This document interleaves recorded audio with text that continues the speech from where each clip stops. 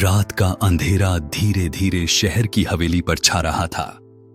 उस हवेली की ऊंची ऊंची दीवारें, बड़े बड़े दरवाजे और चमकते शीशों वाली खिड़कियां देखकर कोई भी कह सकता था कि यह जगह किसी बहुत बड़े आदमी की है। सच भी यही था। यह हवेली मशहूर बिजनेसमैन विक्रम सेठी की थी। लेकिन उसी हवेली के अंदर नौकरों के कमरे में पुरानी खाट पर एक युवक बैठा था, रवि। उम्र मुश्किल से 25 साल, चेहरा मासूम, आंखों में गहरी सोच, लेकिन कपड़ों में सादगी और हाथों में काम की थकान। बाहर से वह बस एक नौकर था, पर उसके दिल में जो आग थी वह किसी को दिखाई नहीं देती थी। रवि का बचपन गांव में बीता। उसके पिता रमेश वर्मा कभी शहर के नामी कारोबारी हुआ करते थे। उनके पास बहुत जमीन जायदाद थी और वही हवेली भी उन्हीं की थी। लेकिन बिजनेस में धोखाधड़ी और लालच ने सब कुछ छीन लिया।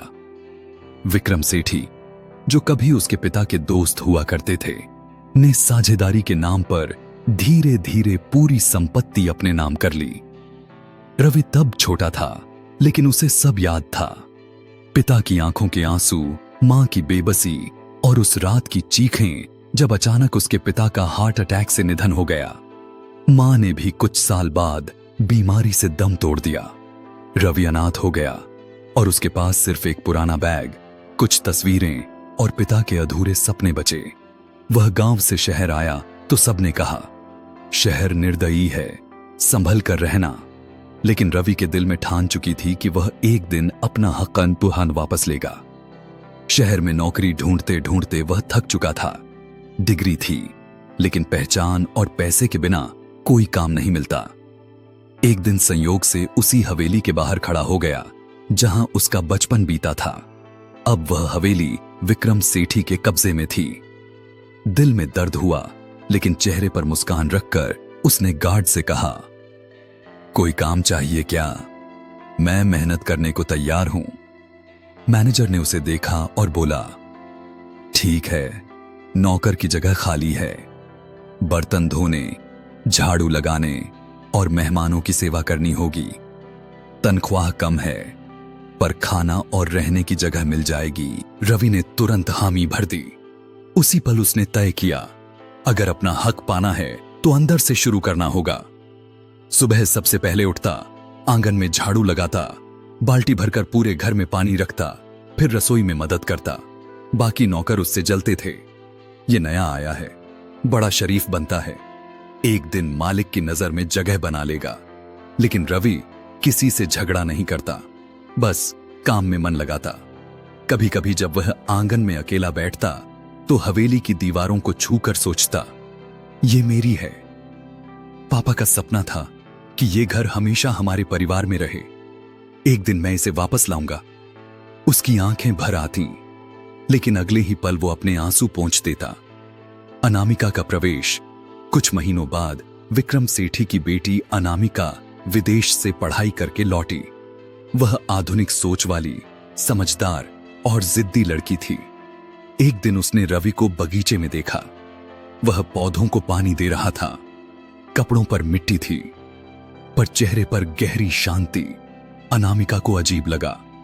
उसने पास आकर कहा, तुम्हारा नाम क्या है? रवि। दीदी। गांव कहां है तुम्हारा? बस छोटा सा गांव है, कहने लायक कुछ नहीं।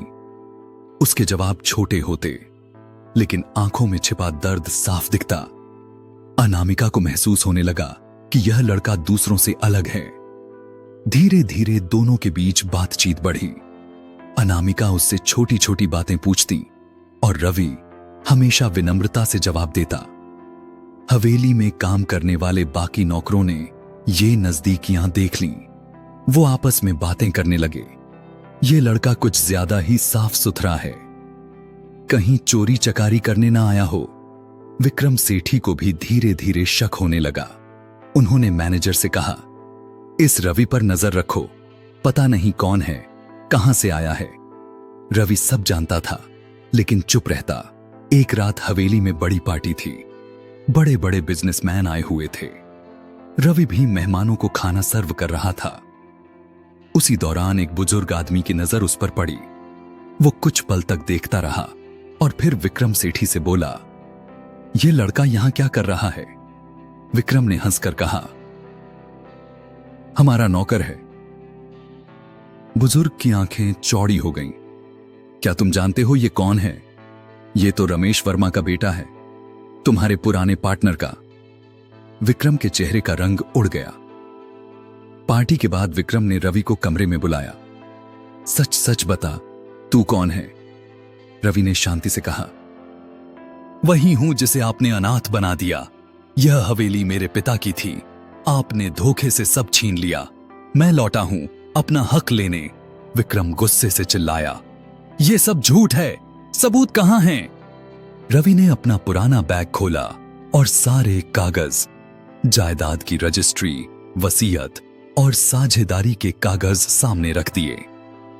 अनामिका, जो बाहर खड़ी सब सुन रही थी, अंदर आई और बोली, पापा, मैंने भी ये दस्तावेज देखे हैं, ये सच बोल रहा है। आप लोग अब और धोखा मत कीजिए। मामला कोर्ट पहुंचा। रवि ने वकील के साथ सारे सबूत पेश किए। लंबे केस के बाद आखिरकार अदालत ने फैसला सुनाया। हवेली और सारी संपत्ति कानूनी तौर पर रवि वर्मा की है। पूरा शहर हैरान रह गया। अरवी ने जीतने के बाद सबके सामने कहा, मालिक होना सिर्फ ताकत या दौलत से नहीं, बल्कि दिल से होता है। मैं इस घर का असली वारिस हूं, लेकिन मैं किसी को घर से निकालना नहीं चाहता। विक्रम जी और उनका परिवार यहीं रह सकते हैं, बशर्ते सच को मान लें। विक्रम को अपने किए पर शर्म आई। उस पहली बार सिर झुकाकर कहा, माफ कर दो रवि, मैंने तुम्हारे पिता के साथ गलत किया। रवि ने बस इतना कहा, पापा हमेशा कहते थे कि नफरत से कुछ नहीं मिलता। मैं बदला नहीं, न्याय चाहता था और आज न्याय मिल गया। समय बीतने लगा। अनामिका को रवि के सच्चे दिल और बड़े जिगर से और भी लगाव हो गया। धीरे धीरे दोनों के बीच अपनापन बढ़ा। विक्रम ने भी यह रिश्ता स्वीकार किया, क्योंकि अब उसे समझ आ चुका था कि असली मालिक वही है जो सबको जोड़कर रख सके। हवेली फिर से उसी के असली वारिस के हाथों में थी। लेकिन रवि अब सिर्फ मालिक नहीं, बल्कि सबका आदर करने वाला इंसान बन चुका था। कभी नौकर समझा जाने वाला रवि ही असल मालिक निकला। उसके धैर्य, ईमानदारी और सच्चाई ने सबको जीत लिया और यह साबित कर दिया कि सच भले देर से सामने आए, लेकिन जीत हमेशा उसी की होती है। अगर आपको भी यकीन है कि सच की जीत हमेशा होती है, तो इस वीडियो को लाइक कीजिए और ऐसे ही दिल छू लेने वाली कहानियां सुनने के लिए हमारे चैनल को सब्सक्राइब करना मत भूलिए, क्योंकि हर कहानी में छुपा है जिंदगी का एक सबक।